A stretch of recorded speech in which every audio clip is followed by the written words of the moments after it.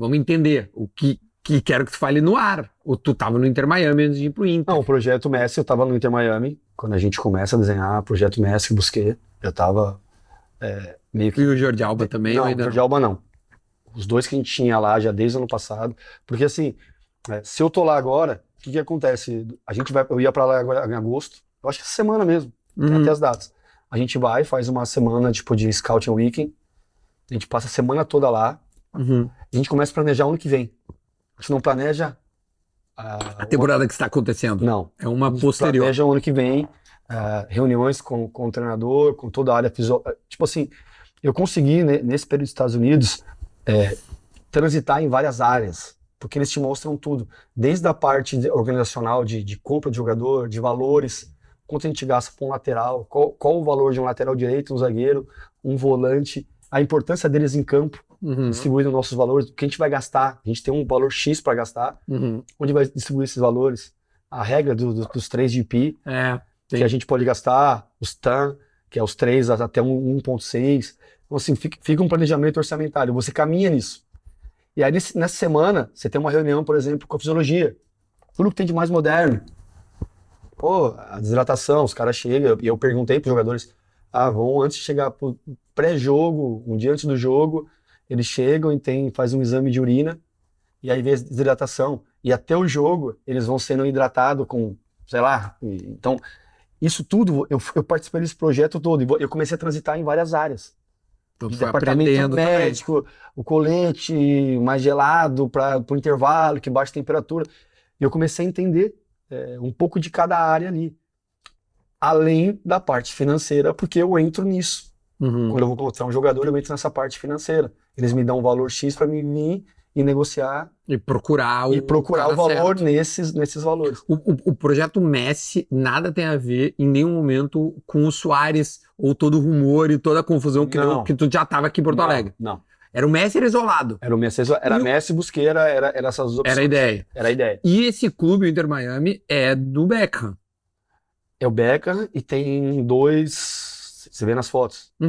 Tem os Mas, que são os donos, são os owners do clube, junto com o Beckham. Junto com o Beckham. São então 3. tu tinha também o Beckham como um parceiro aí de convívio. Ele estava sempre no dia a dia do clube, né? Quando a gente estava lá.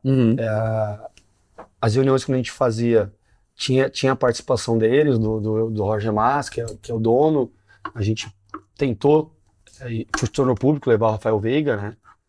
Era um nome que a Vocês gente tentaram o Rafael sim, Veiga. Era um nome que a gente tinha em mente. Naquele momento era o Veiga. Já pensando no Messi, o Veiga vivia um momento excepcional.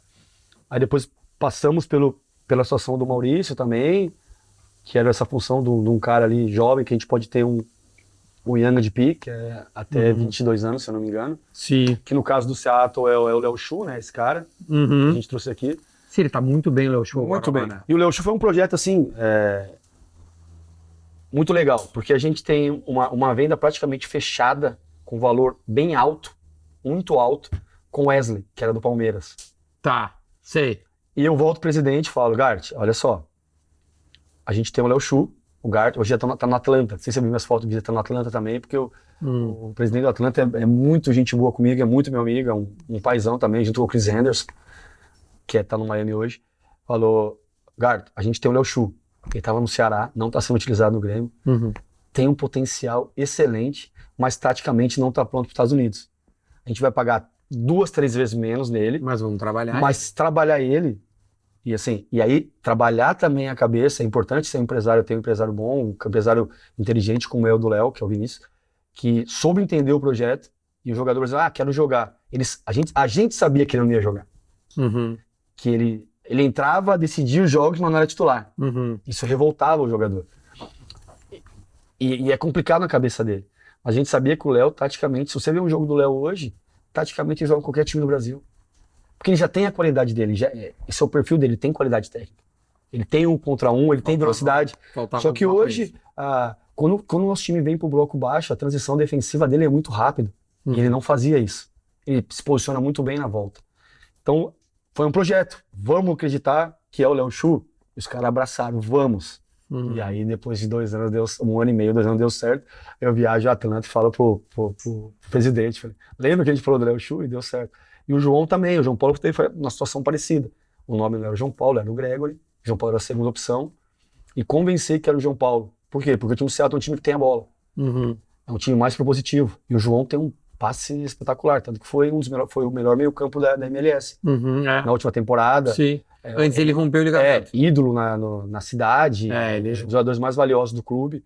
É um dos bloqueados ali para ser negociado. E eles queriam o Gregory.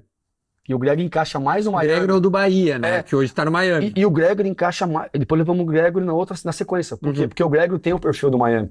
O Miami era um time em formação. Que ia ficar exposto, precisava da força do Gregory. Entendi. Já o Seattle é um time que era... Pensando no Messi, quer dizer?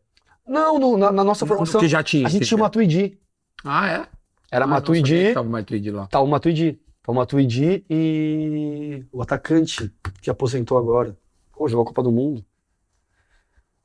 Agora o Gonzalo. era o Higuaín, é verdade. Que é o maior artilheiro do Miami, né? Então, era Higuaín. Né? Porque o Messi, a gente não tinha... Se você ver daqui a 3 meses essa entrevista, o Messi já vai ter passado. E a gente não tinha esse cara de sustentação no meio campo, porque o Higuaín joga um pouco mais avançado, uma linha mais alta. E a gente foi estudando, eu estou falando um pouco assim de linha baixa. Mas legal. Porque, não, mas quem consome aqui é um cara que gosta de futebol, então isso não é um absurdo. Não, porque às vezes a gente vem de uma geração que fala pressão, porra. E mudou, assim... Sim. O Lucha fala é verdade, mudou a mudou só a nomenclatura, mas é a mesma coisa, né? Das coisas, né? Mudou o futebol, ele mudou um pouco nisso, muito nisso, mas ali no conceito final é quase que a mesma coisa, tá? É a mesma coisa, muda as palavras, né? Muda, hoje eles têm muita saída de 3, saída de 2, a construção, zagueiro construção, mas sempre teve isso, mas como a gente trabalha no meio, a gente não pode virar as costas para isso.